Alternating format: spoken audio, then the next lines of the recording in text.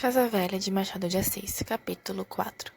Estava prestes a deixar a cama quando Félix me apareceu em casa pedindo desculpas de não ter vindo mais cedo, porque só na véspera soubera da minha doença. Trouxe-me visitas da mãe e de Lalau. Isto não é nada, disse-lhe eu, e se quer que eu lhe confesse, até foi bom adoecer para descansar um pouco. Virgem Maria, não diga isso. Digo, e não só para descansar, mas até para refletir. Doente que não lê, nem conversa, nem faz nada, pensa. Eu vivo só, com o preto que o senhor viu.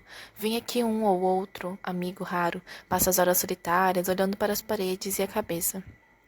A culpa é sua, interrompeu-me ele. Podia ter ido para nossa casa logo que sentiu incomodado. É o que devia ter feito.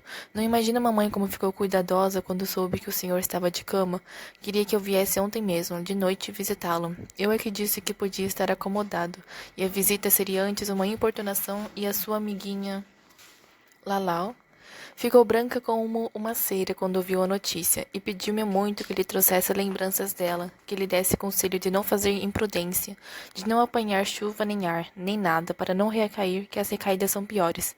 Veja lá, se em vez de se meter na cama, aqui em casa, tivesse ido para a nossa casa velha, lá teria 2 enfermeiras de truz e um leitor como eu, nada para lhe ler tudo o que quisesse. Obrigado. Agradeço a todos, tanto a elas como ao senhor. Ficará para outra moléstia. E, na verdade, é possível, então, não pensar sem nada. Justo. Nem em ninguém. Ah, então Lalau disse isso? Foi exatamente nela que estive pensando. Como assim? Ouvi passos e vozes na sala. Era o meu preto que trazia um padre e ia visitar-me. Noutra ocasião, é possível que Félix se despedisse e cedesse o lugar ao padre. Mas a curiosidade valeu aqui ainda mais do que a afeição, e ele ficou. O padre esteve poucos minutos, 10 ou 20, nem eu me lembro, dando-me algumas notícias eclesiásticas, contando anedotas de sacristia que o Félix escutou com grande interesse, talvez aparente, para justificar a demora. Afinal saiu, e ficamos outra vez sós. Não lhe falei logo de Lalau, foi ele mesmo que, depois de alguns farrapos de conversação, ditos soltos, reparos sem valor, me perguntou o que é que pensara dela. Eu, que os respeitava de longe, acudi à pergunta. Estive pensando que essa moça é superior à sua condição, disse eu. A senhora Dona Antônia falou-me de outra agregada que, há 4 anos, foi ali seduzida por um saltimbanco. Não creio que esta faça a mesma coisa, porque, apesar da idade e do ar pueril, acho-lhe muito juízo. Creio antes que escolherá marido e viverá honestamente. Mas aqui é 0 ponto. O marido que ela escolher pode bem ser da mesma condição que ela, mas muito inferior moralmente, e será um mau casamento. Félix dividiu os olhos entre mim e a ponta do sapato. Quando acabei, achou-me razão. Não lhe parece? Perguntei. De certo. Bem sei que é esquisito meter-me assim em coisas alheias. Nada é alheio para um bom padre como o senhor, disse ele com gravidade. Obrigado. Confesso-lhe, porém, que essa moça excitou a minha piedade. Já lhe disse. Tem coisas de criança, mas não é criança. Entregá-la a um homem vulgar que não a entenda é fazê-la padecer. Não sei se a senhora Dona Antônia fez bem em apurar tanto a educação que lhe deu e os hábitos em que a faz educar, não porque ela não se acomode a tudo, como um bom coração que é, mas porque, apesar disso, há de custar-lhe muito baixar a outra vida. Olhe que não é censurar. Pelo amor de Deus, sei o que é. Pense que eu não estou com a sua opinião? Estou e muito. Mamãe é que pode ser que não esteja conosco. Já tem pensado em várias pessoas, segundo me consta, e de uma delas chegou a falar-me. Era o Vitorino, filho do segeiro que nos conserta as carruagens. Ora, veja. Não conheço o Vitorino, mas pode imaginá-lo.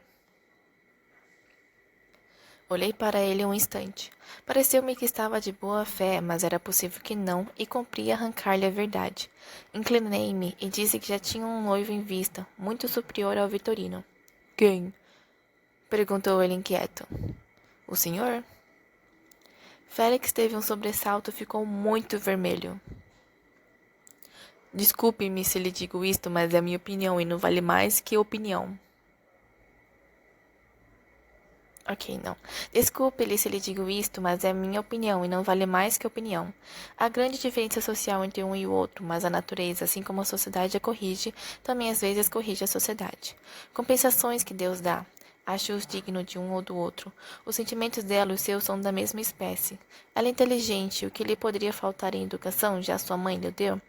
Teria alguma dúvida em casar com ela? Félix entendeu-me, estendeu-me a mão. Não lhe nego nada, o senhor já adivinhou tudo, disse ele. E continuou, depois de haver me apertado a mão. Que dúvida poderia ter? Ela merece um bom marido e eu acho que não seria de todo mal. Resta ainda um ponto. Que ponto? Hesitou um instante, bateu com a mão nos joelhos 2 ou 3 vezes, olhando para mim, como querendo adivinhar as minhas intenções. Resta a mamãe, disse finalmente. Opõe-se? Creio que sim. Mas não é certo. Há de ser. Digo-lhe tudo, como se falasse a um amigo velho de nossa casa.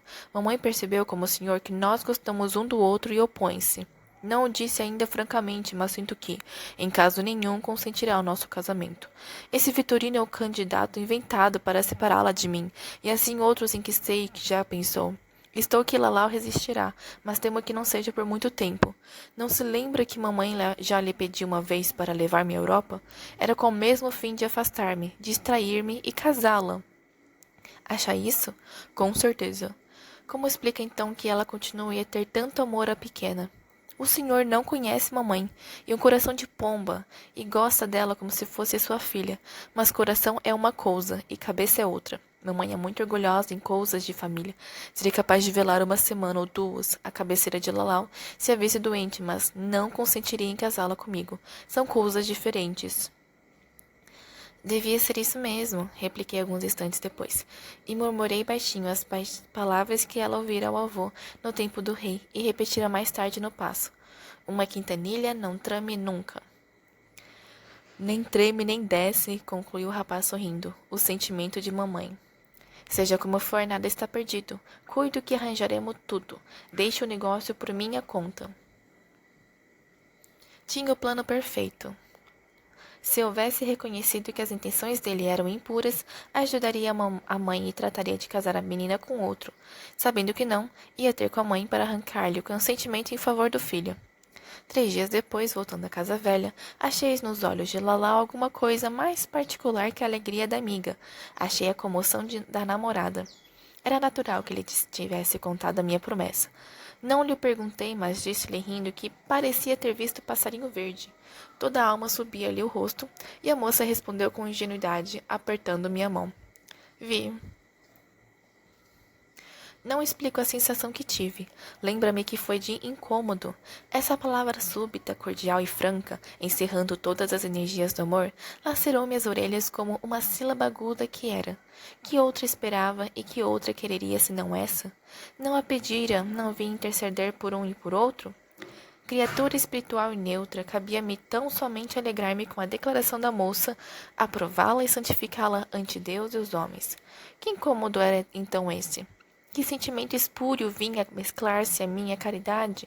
Que contradição, que mistério! Todas essas interrogações surgiram do fundo da minha consciência, não assim formuladas com a sintaxe da reflexão remota e fria, mas liame algum, vagas, tortas e obscuras. Já se terá entendido a realidade. Também eu amava a menina. Como era padre e nada me fazia pensar em semelhante coisa, o amor insinuou-se-me no coração à maneira das cobras e só lhe senti a presença pela dentada de ciúmes. A confissão dele não me faz mal. A dela é que me doeu e me descobriu a mim mesma. Deste modo, a causa íntima de proteção que eu dava à pobre moça era sem saber um sentimento especial. Onde eles viam um simples protetor gratuito, existia um homem que, impedido de a amar na terra, procurava ao menos fazê-la feliz com outro. A consciência vaga de um tal estado deu-me ainda mais força para tentar tudo.